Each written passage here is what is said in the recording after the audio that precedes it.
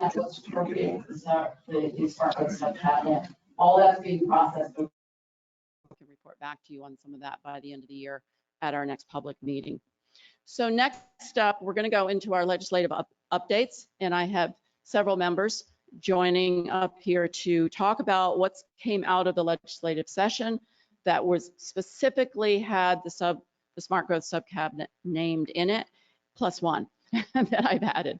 So we're going to give you those updates, and then we will move towards public comments after that. So the first one up is the Maryland the Beautiful Plan, and we have Secretary Kurtz coming up for that. Thanks.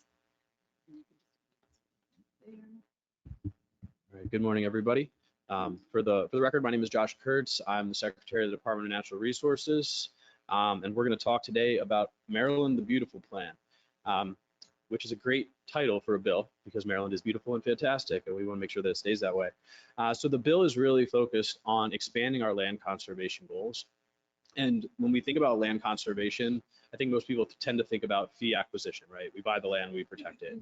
We actually have a lot more tools in the toolbox for that, whether that's easements, donated easements, things like that. And I think it's going to be really important for us to be creative to meet these goals. So the goals we have set forward are by 2030, we're going to get 30% of the land conserved and 40% by 2040. The bill also set forth a wide range of new and different outcomes that we're looking for conservation, whether that's resilience, economic stability, climate change impacts, a wide range of reasons that we're working on conservation. The bill also creates a grant program for local land trusts. And I think what this recognizes is the importance for local partners, for local land trust communities to really play a role in helping us drive forward this conservation and ensure that we're protecting places in all of our communities that are most important to those communities for their ecological, their cultural, their social, and their economic reasons. So this bill is part of this presentation because we as a subcabinet are going to be working on the plan. Before I get to the details of that, I just wanted to let you know where we are in space and time when it comes to conservation. We are extremely close to 30%.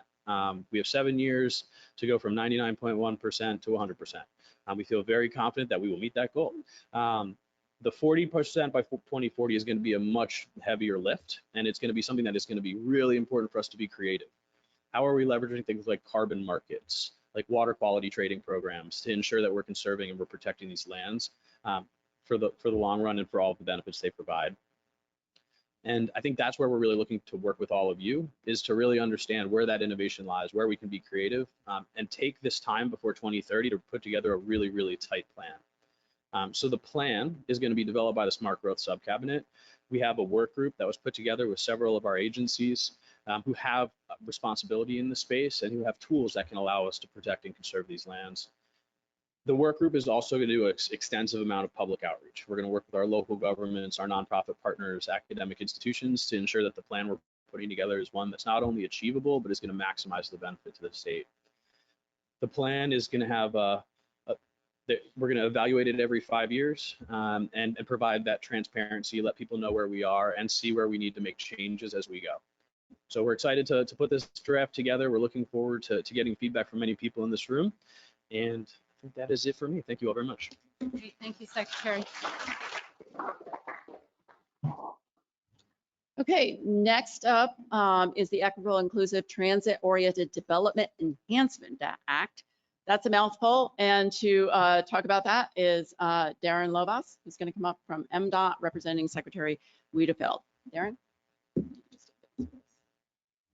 Great, thank you very much. So this administration, MDOT specifically, is interested in catalyzing more transit-oriented development across the state, taking advantage of a lot of opportunities, sort of gold mines that lie around our transit stops, untapped gold mines in terms of new development and equity boosting investments.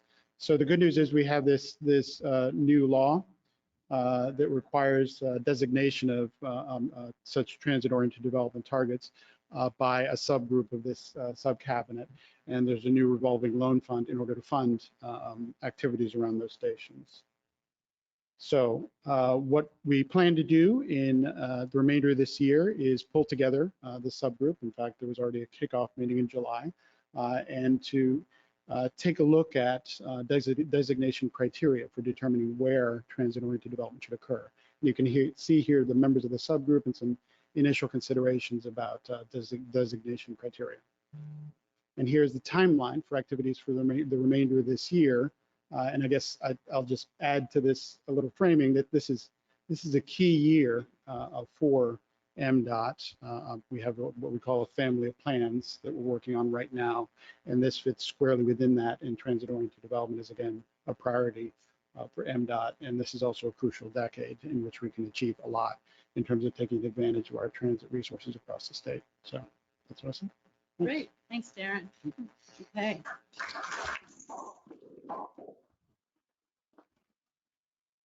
Okay, and hey, I want to encourage anyone that's standing. We do have open seats, so please make your way, feel comfortable to come and fill in those seats. And anybody should just, I see, take advantage of the refreshments out there. So thank you.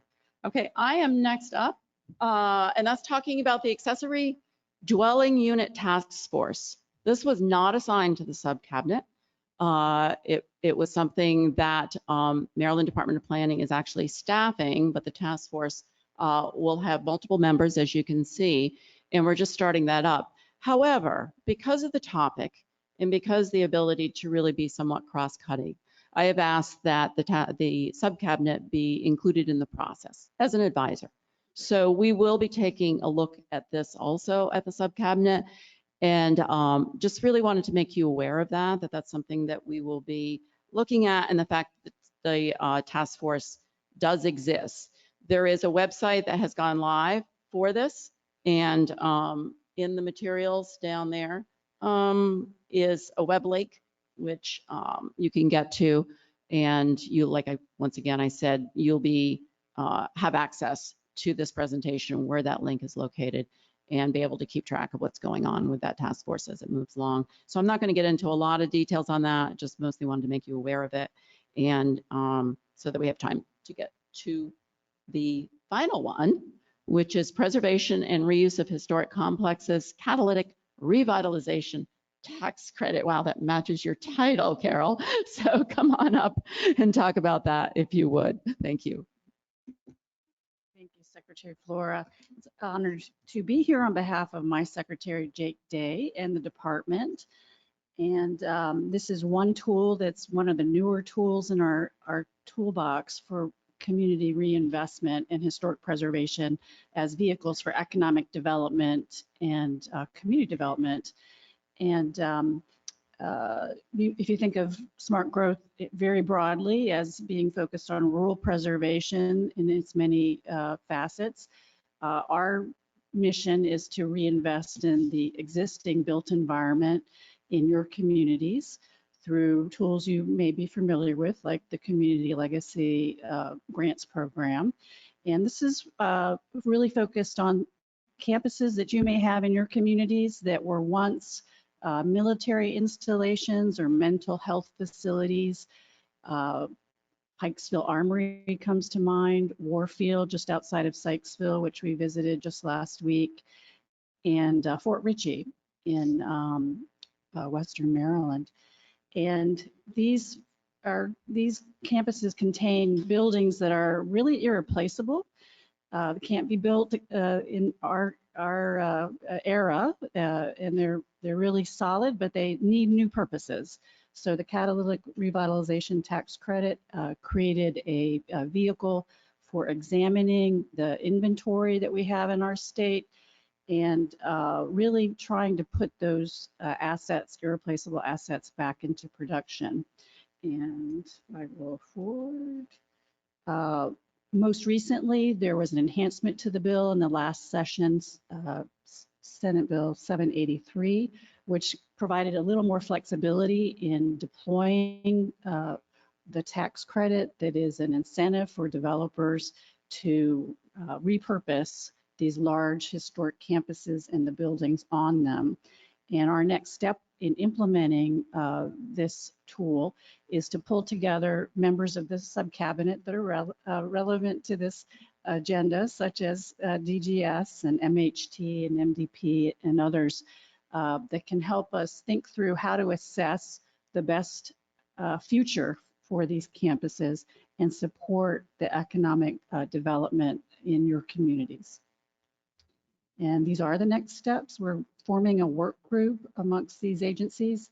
We're going to undertake a study of past recommendations that have happened in the last several years, and then implement a plan that won't be, the plan itself is really just the start of making sure that these assets in your communities have a new life and serve your citizens. Thank you.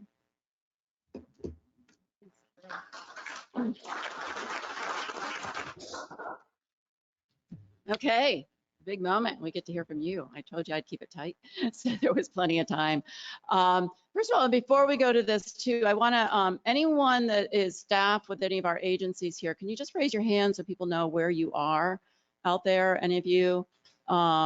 Great. And so see those hands, those are folks that if you have questions, you know, you want to talk further after we close this, know that we have others in the audience also that you can reach out to. So let me go over just a few basic instructions. First of all, we've had 3 different options for public comments about our work, what you're experiencing, your issues, advice to us, things that we need to hear. The first was through the online questionnaire. We actually had well over 100, actually. I think we've had 130 some registrants for this, and people were, as part of that process, asked to submit their comments, and we've been compiling all of that into the various categories. So that was one method. The other is that, and I'll go over the instructions for this in a minute, place within those online to insert your comments in the question area. And then, of course, here today, we're really looking forward to you all stepping up to the mic and letting us know what's on your mind and what's happening. What our response will be, this will not be a back and forth Q&A. This will be a listening session. We are here to listen, to hear what you have to say, and we'll be basically putting that report together for you all. And when there are key questions that we can answer, we will respond to those questions as part of that report. And so that will be happening. And then we will be using all of this that we gather to input to our work plan as we move forward.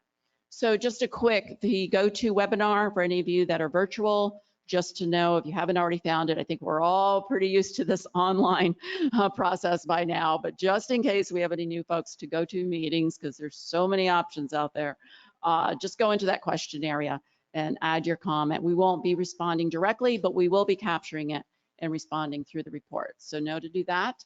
And then we are asking folks, we don't have a huge group here, but I would like to ensure we have time for everyone that wants to make a comment. So I am asking you to try to limit it to a minute.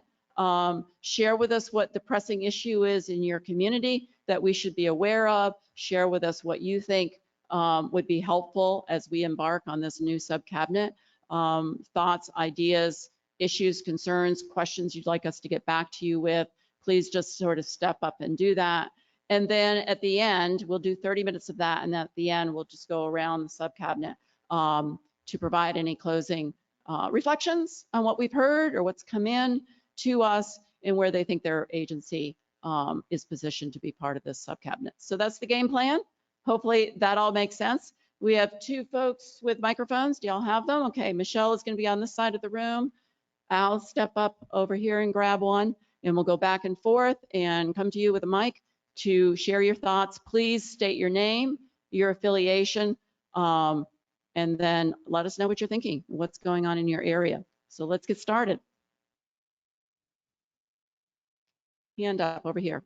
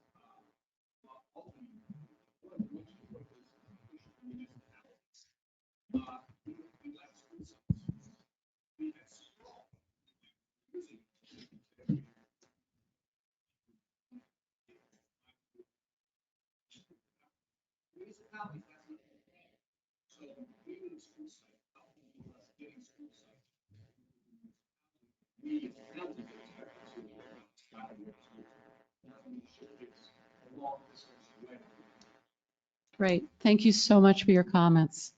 Next up on this side, do we have anyone over on this side?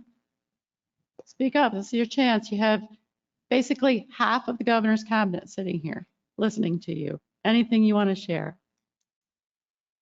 Okay, we'll go back to this side. Any hands up over here? Wow, I might start calling you. I wasn't a professor. I might just start calling on people. So, Hi, yeah. Weston Young. I'm the Chief Administrative Officer for Worcester County. Welcome everybody to wonderful Worcester. I just wanted to make more of a comment as you're developing the Maryland the Beautiful plan. You know, I just hope it's not done on the backs of rural counties. You know, I think having a goal for each county in the city of Baltimore would be beneficial, just like stormwater management. You can't bank everything. You need to focus on the local and the local air quality and a variety of other things. Here in Worcester, we have a really aggressive land preservation plan underway now. We're looking at creating a new rural legacy program along the Delaware border. But just please consider, don't put all the conservation on rural counties and taking our potential growth, because we're struggling with housing here at the moment. We will need to grow in a smart manner, and I don't want valuable land taken up necessarily in to satisfy the needs of an urban county. Thank you. Great. Thank you so much for sharing that, Weston. Anyone else over here? Yes, we have a hand up over here. Deborah Carpenter. I'm the director of the Division of Planning and Permitting for Frederick County. So I have a two-part question, and it's really for Garrett. You've sent out a survey about the 12 visions and expanding them. So first part of that question is what's the status of that survey, and what's the next steps with that? And secondly, when we get the results of that, how will that influence the comprehensive plans for the counties, how that will change what our requirements are? Great. Thanks, Deborah. We're going to try to not get into back and forth, but I think we've got a quick answer to your survey that Garrett can probably say, because I know he would also like the opportunity to push the survey a little bit more, maybe. You have a mic right here, Garrett. So thanks for the question. I appreciate it. Great hearing from. Can you hear me? Yes. Appreciate the question. Appreciate the shout out from Frederick. So yes, the survey has been out. We've been beating people over the head to reply. We've gotten some terrific assistance from Mako actually in getting the planning directors to apply. Very grateful for that. Could use a few more responses from municipalities. We want to make sure that the smaller jurisdictions are included as well. We've tried to send it out to the appropriate people in the municipalities. Some of my colleagues on the bench here haven't filled out their survey, so we'd certainly love to get you all to do that. Let me take this moment to do that. So we're close to the end, and so we will bring in the results soon. How that's going to affect things is a bit beyond my pay grade. We will share the results with this subcabinet, obviously, and everybody as well. But, you know, I have less authority than your librarian, right? So as the director of the Smart Growth Center or as a faculty member at the University of Maryland, there's not much I can do in terms of dictating what policy is going to be, and sort of the nature of that policy, you know, is beyond me. I hope that it provides more guidance in terms of the things that I think we need to address, because smart growth does, I think, need to move into the to the current era on things like climate and equity and so forth. But that's the best answer I can give you at the moment. Great, thank you. So wanted to give you that chance. Thank you for that leading question to make sure we promoted the survey. Any questions on this side? Yes, Al, we got a hand up, a couple hands up over here.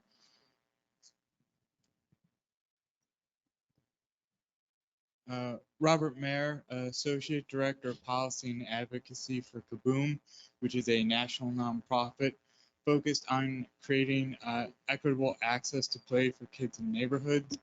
And we're doing a lot of work in Maryland, specifically in Baltimore and Prince George's County. And we're just hopeful that as you undertake this smart growth planning effort, you consider close to home outdoor access and close to home recreational access for kids in historically disinvested communities. Oftentimes, transit options to natural resource areas aren't easily available or accessible. So those close to home play spaces are really critical in providing access to nature and play, and the benefits of that have been well documented. Thank you. Thanks, Robert. Thanks for sharing. Okay, we need the mic. Any more on this side? Because I'm trying to go back and forth. Okay, we'll go over to this gentleman in the back.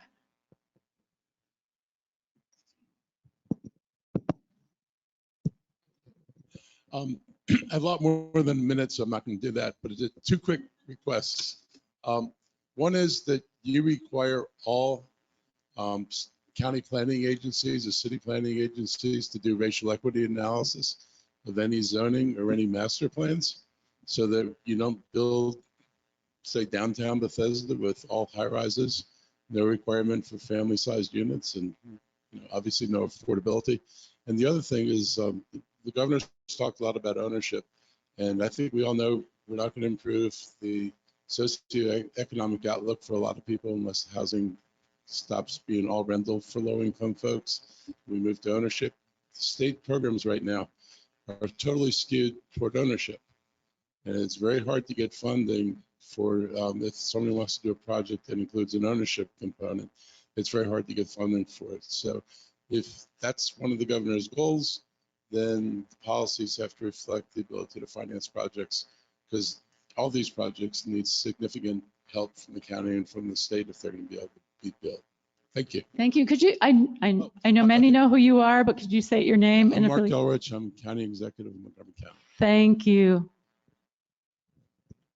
We have someone over here. Anyone over here? Wow, it's the quiet side of the room. Okay, no one else. Okay, we'll go back to this side. Another hand up over here. Al?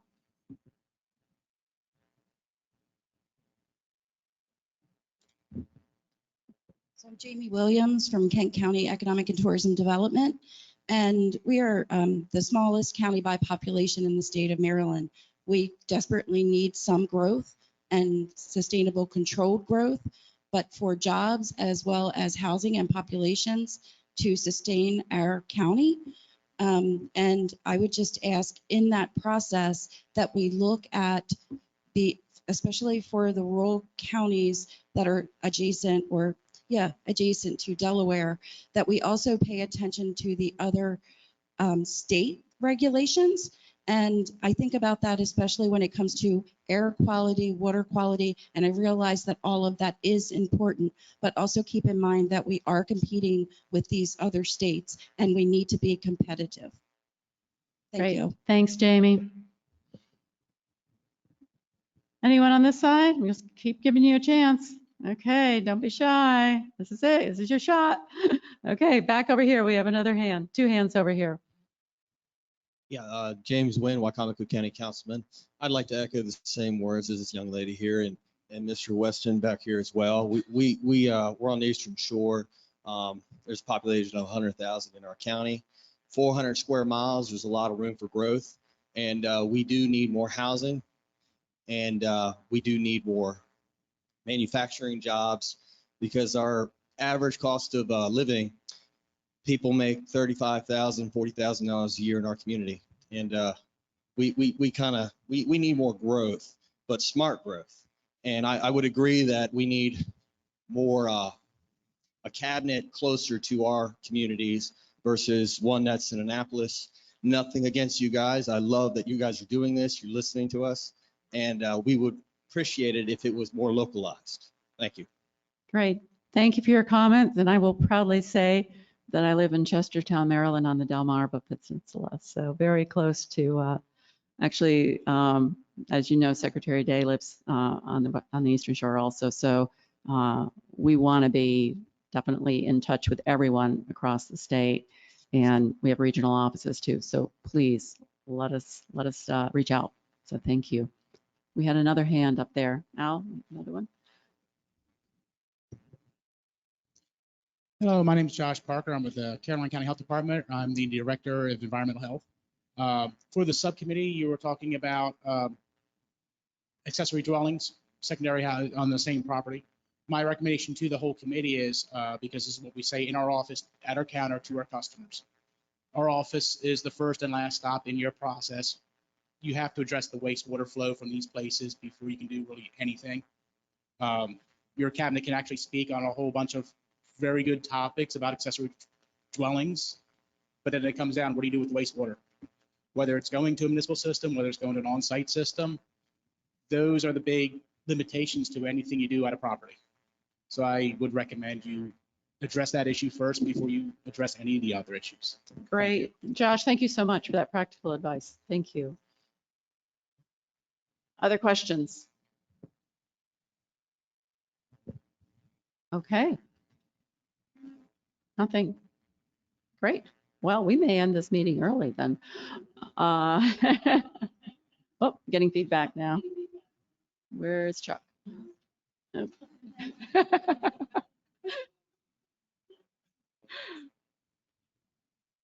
How about if I step away from the mic? If that's not working either, oh, well, levity added to things here. How about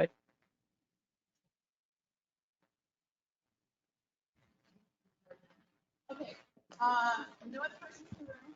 All of these shy this morning, so we are going to.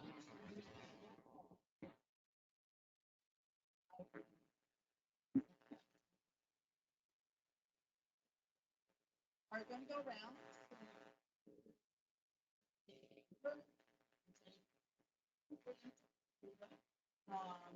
But this is complicated, right?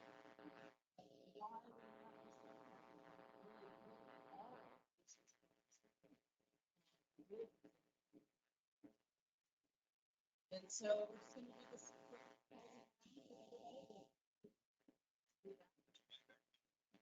Gone. Uh-oh.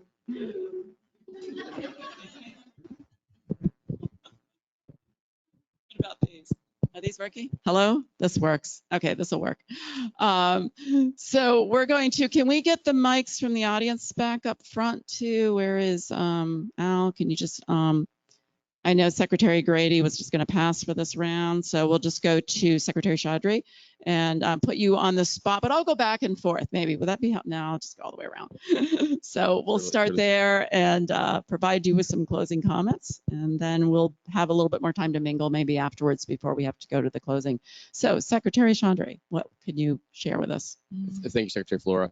The Department of General Services obviously is responsible for the real estate for all state agencies across the state. So being such, we are a very large landlord, have a lot of property, a lot of acreage, a lot of the buildings. We also coordinate very closely with Maryland Department of Planning and Maryland Historical Trust on historic buildings.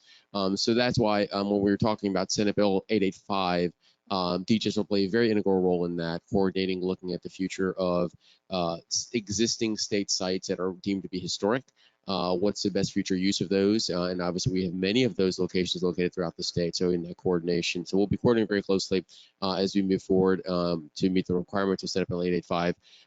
But in general, DHS works very closely with all other state agencies on as well as the local municipalities and counties on looking at the best utilization of state property acquisition and disposal alike and transfers as well. So it's a great opportunity to be part of this committee and sort of hear your concerns and your ideas.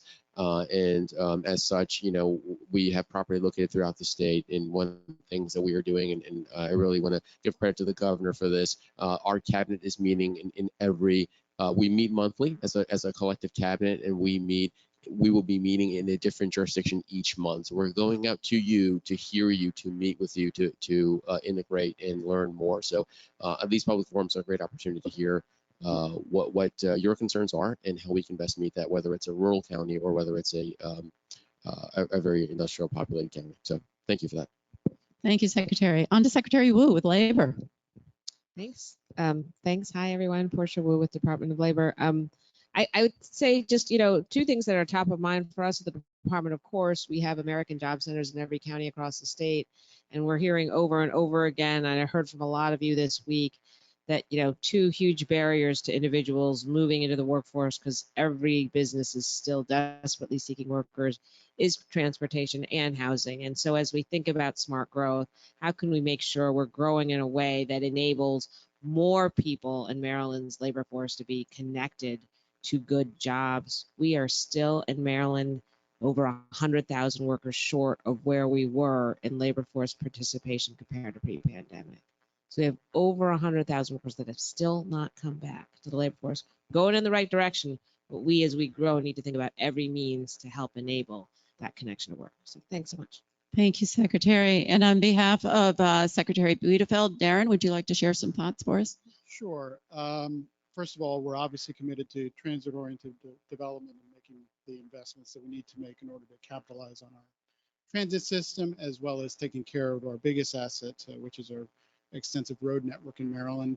And then I can't resist also talking about active transportation, which is about bicyclists and pedestrians. And I'm delighted that someone from Kaboom is actually in the room. I don't know if folks are familiar with this nonprofit, but it's responsible for building thousands, or maybe by now tens of thousands, of playgrounds across the country in collaboration with communities. So I've actually volunteered to help with some of those playground builds. And it's an amazing nonprofit, and it's dedicated to making sure that kids have an opportunity to play in their communities. And we want to make sure that kids and families are safe and able to bike and walk safely along Maryland's extensive road network and our various bicycle and pedestrian facilities. So we have a new active transportation initiative that's focused on retrofitting our most dangerous corridors to reduce fatalities and injuries to zero on Maryland's road network. I don't know if folks know this, but we do have a Vision Zero goal to get to zero injuries and fatalities on our road network by 2030, which is an ambitious goal, and we are going to be bending the curve towards that goal in this administration, and I'm proud to be a part of that, and I'm glad to be here on behalf of Secretary Buitefeld. Thank you. Great, thanks, Darren. Assistant Secretary Gilbert, share with us what's going on at Housing and Community Development. I just would like to thank County Executive Elrich for bringing up the importance of home ownership as a vehicle for wealth building. It's also a really important vehicle for neighborhood reinvestment and targeting our assistance to help communities that have a plan for bringing home ownership back to their communities is really top of mind in our team. And we do have we have robust tools for rental housing development. We need more rental housing, but we do have really great toolkit, and we're developing a toolkit for home ownership finance.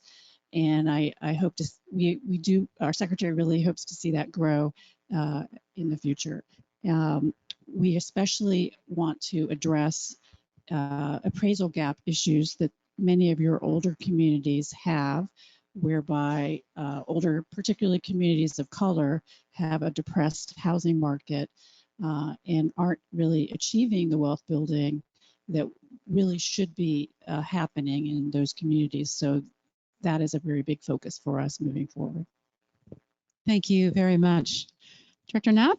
Do I get another shot? You get another shot. I'm going to time you this time, though. Okay. So I'll be very quick. So and what we've heard around the room is concerns about whether the programs that the state takes on is going to be sensitive to rural issues. I think everybody's heard that, and I probably will make sure of that because tools work differently in different places. Having said that, no one's brought up the city. Right, smart growth is never going to be successful in the state unless we bring our city, our primary city in the state, and revitalize that city so it stops bleeding. So that's critically important. Last, I want to thank this institution and the state for the opportunity to serve. Not many academics get the opportunity that I've had to actually participate in the policymaking process. And I wanted to tell you one more time, please use the University of Maryland and its expertise. Draw on it. We're there to help you, and we've got some terrific students who are just dying to work in your community and to help you address some of your issues. Thank you very much. Thank you. Okay, we're going to start at the other end. Secretary Rai. Good morning, everyone. Sanjay Rai, Maryland Higher Education. Honored to be here. Excellent conversation. And let me start by recognizing our county executive from Montgomery County, Mark Elrich. his idea of equity analysis is a very important one. And I think that's something we should give pretty serious consideration. In terms of higher education, you heard from my colleague from Department of Labor, we have 100,000 talent short. Higher education is engaged in certainly addressing the talent gap that exists for jobs that are here today. But at the same time, we are also looking at the jobs of tomorrow, work of future and future of work. Jobs that will exist in 2030, a large number of them don't exist today. So we are preparing students for those jobs. Homegrown talent development, it is an important idea, is an important part of smart growth. We should look at smart growth as a way to generate economy, to generate next generation of jobs, 21st century jobs. I'll end with this. Maryland higher education system has tremendous assets. You heard from our University of Maryland's National Center for Smart Growth. We have strong research institutions. They are developing tools, environmental sustainability and others that can be very important for where we want to go ahead. So higher education is a partner and we are here to collaborate with everyone. Thank you. Thank you, Secretary Rye. Director Pinsky. Thank you, Madam Secretary. I lead the Maryland Energy Administration, and we are directed by a number of principles. The governor has called for 100% clean energy by 2035. The legislature some years ago, the Maryland legislature, called for the renewable portfolio standard that said 50% of our energy should be clean by 2030, and 14.5% of that should be solar. And finally, as you'll hear from my friend and colleague, the Secretary of the Environment, we're also involved in and directed and shaped by the greenhouse gas reduction of prior legislation. And it's important to understand the more clean energy we have, the easier it'll be to reduce greenhouse gases. And utilizing clean energy as you're pursuing smart growth creates a synergy. So in other words, whether you are expanding your cities or towns, in your mind, using the lens of how can we move towards clean energy, in doing that makes, in our mind, perfect sense. And I'm going to give you an example, and this is not law yet, but I spoke to one of my former colleagues in the legislature. She's proposing what's called network geothermal, using the ground where it's 55 degrees all the time to run water through to reduce the amount of electricity or gas or oil to heat or chill water. So the idea, if there's a new development on the edge of your city or town, having that community use network geothermal is something that's starting to happen around the country. So it's the idea of being creative, of using solar, community solar, or whatever it might be in your planning. And just as we, and hopefully many of my colleagues here, we're using the lens of Justice 40, of ensuring that to communities that have been left behind, been ignored for far too long, in part of our investment of making sure that they are addressed, adding a few lenses to your planning, and the Secretary obviously is well aware of this, as you develop and as you make plans, your planning department saying, are we thinking in terms of utilizing clean energy? Are we supporting the goals of the state? And other lenses, as I've mentioned. So the other point, let me close on this. We do policy and we do programs. Last year, we gave out in grants over $70 million to municipalities, to counties, to nonprofits to work on energy efficiency, to work on clean energy, particularly proposals that can be scaled up to other communities. So please, we want to spend that money. We want to do it creatively and help you. And we're doing it whether it's on new schools, to make schools green, to net zero emissions, whatever it might be, we're here to help both in ideas and in resources. Thank you. Thank you, Director Pinsky. Secretary Addix. Thank you very much, Secretary Flora. As many of you in the room know, agriculture is at an inflection point right now. Farmers are at a point where development is very often their next step. So we are focusing in our department on making agriculture much more profitable in the state and finding ways and avenues and venues for our farmers to keep their farms and continue to feed not only Maryland, but the region. To do that, and I think it's apropos that I'm sitting between energy and environment. Ag is and I think that might have been planned. Oh, you never know. No, what you're I very come up with. strategic, Secretary Flora. Very strategic. Agriculture can be, as we learned on the floor, walking around the different vendors. Agriculture can grow biofuels, and so as you think of that transition from where we are now with petroleum based to where we need to be, which is a zero emission, agriculture can be a resource in that. But also in terms of the profitability piece, the definition of farming has fundamentally changed if farmers are to remain profitable. Okay, so we will have to value add products on farms. That is agriculture. And to do that, that will mean that we'll need to work with environment, we'll need to work with energy to make sure we're doing that as best that we can. But the future is bright for agriculture, and we're thrilled to be a key component of this. Thank you. Secretary McElwain. I am Serena McElwain. Sorry, my stomach's hurting, so I'm pushing my stomach hurting. Anyway, smart is the key word, right? Smart and protective is the word I add. So as we're thinking about smart growth, we have to look and think about environmental protection. And that's what we do. As we're thinking about, all the housing and walkable neighborhoods and all the things that we need to do to grow.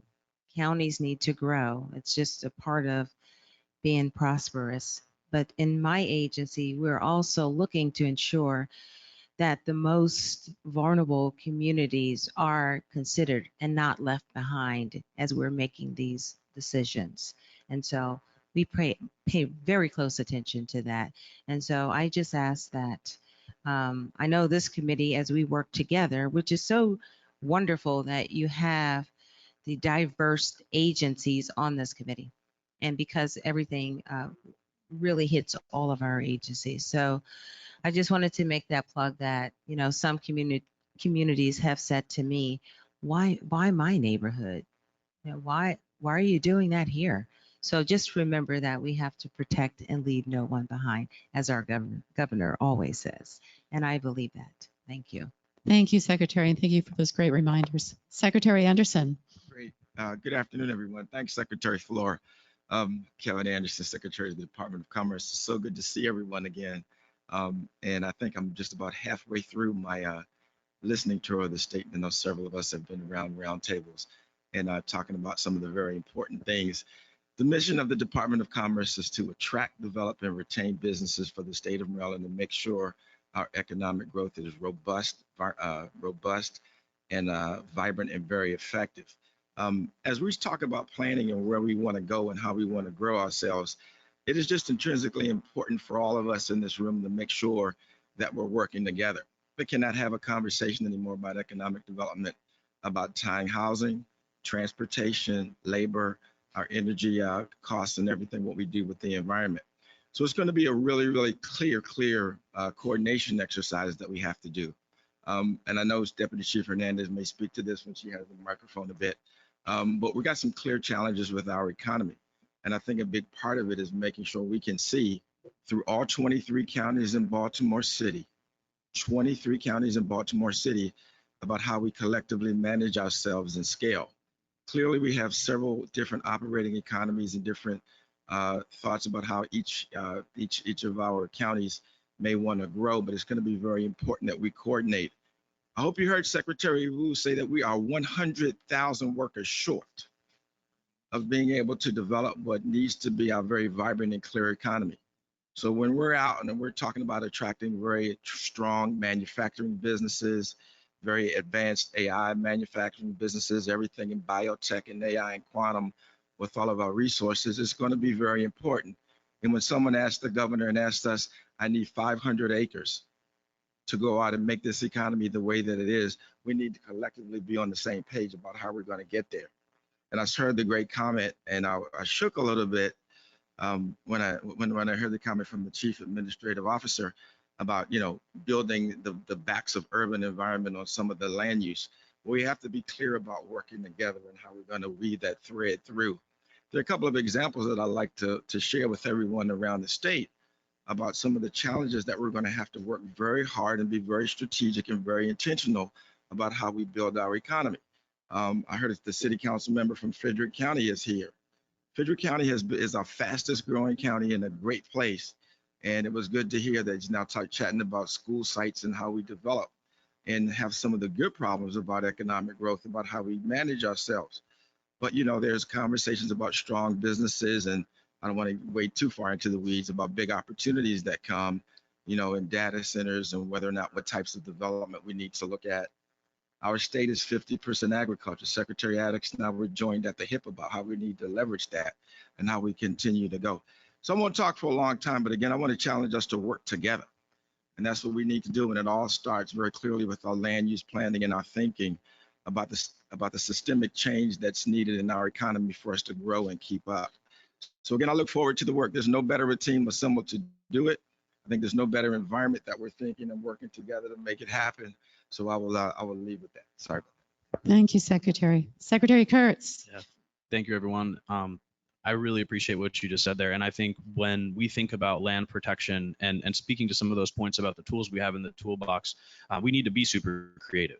The way that we protect lands and the way that we conserve land should be driving economic growth, should be sustaining the environment, should be helping our agriculture community. We have those tools now, and where those tools aren't working, we need to make changes, whether that's through statute or regulation, so that we can deliver on sustainability writ large. I think when I look at the department and where we have historically conserved land, it is in the rural communities. And what we know is that we want to do more of that in areas where people are. We need to increase access and we need to increase accessibility. Our colleague, Secretary Beatty's here. We have conversations about this all the time. We need to be better at improving people who are mobility impaired to get to our parks, to be able to participate in our outdoor recreation economy. And I think we need to change that mindset to think holistically about the impacts of protection. And that's why I'm really glad that the Subcabinet is the one that's leading on building out the Maryland the Beautiful plan. Sorry. They'll take it. They'll steal it from us next. It'll be fine. And so I think that this is just such an important venue and an important time for all of us to work together on that. So just want to thank you all, and I'm looking forward to working on this. Thank you so much. And so, Deputy Chief of Staff Hernandez, what can you share with us from the governor's perspective? Good morning, everyone. I mostly just want to call out our cabinet. About half of them are up here, some are in the audience. As you can see, they are all incredibly talented. They are experts in their field. They are here to be a resource for you and to execute on the governor's vision. To the gentleman who mentioned earlier about bringing the cabinet out to the communities, as Secretary Chowdhury mentioned, the governor is very committed to doing exactly that. He's been holding his cabinet meetings across the state since he took office. He hounds us constantly to make sure that we're getting everywhere all the time. So if you haven't seen him yet in your county, you will, I promise. And if you ever need anything from the state, we have many people that you can reach out to, including our amazing legislative team led by Eric Ludke, our intergovernmental team led by Molly Byron, our federal team led by Matt Verghese. Again, all of these folks are meant to be resources for you, partners for you. So please utilize us. Thank you. Thank you. And thanks so much for being here. I know you've had a busy time this week, and we're going to be heading to the governor's remarks soon. So I get to have the last word because I am acting chair of the Subcabinet and the Secretary of Planning. And I just want to say that planning as a profession is intentionally cross-disciplinary. It works across really multiple areas. And we're really excited, I think, about the ability to really work. No problem can be solved in a silo. So the ability to work across all of these different agencies and work together is critical. And I'm proud to be, heading up this agency that is going to help facilitate all of that, and our team that's here today. We will be working with you more in terms of just things like comprehensive planning. How does that work in markets that are disruptive and fast changing? If it takes 5 years to get a comprehensive plan adopted, can it stay valid when something has to turn like that? How do we do that in the future? How does zoning align? How can we have zoning that really takes into consideration value-added agriculture and some of these other issues that we're trying to address? We really do need to shake things up a little bit. And I'm kind of known for that. So I'm going to be asking tough questions and really hoping for really good, respectful, constructive dialogue about how we really think about planning as a major organizing element about all of these types of things coming together in terms of how we think about land use and development. So I look forward to having more of those conversations with you. And with that, I am just going to extend a really huge thank you to all for coming here in person today, and a big thank you to all of those out there virtually. We will be following up, and we're closing a few minutes early, so we'll have a chance to mingle for a few minutes before we all head on to the closing session. Thank you all very much for being here. Have a great day.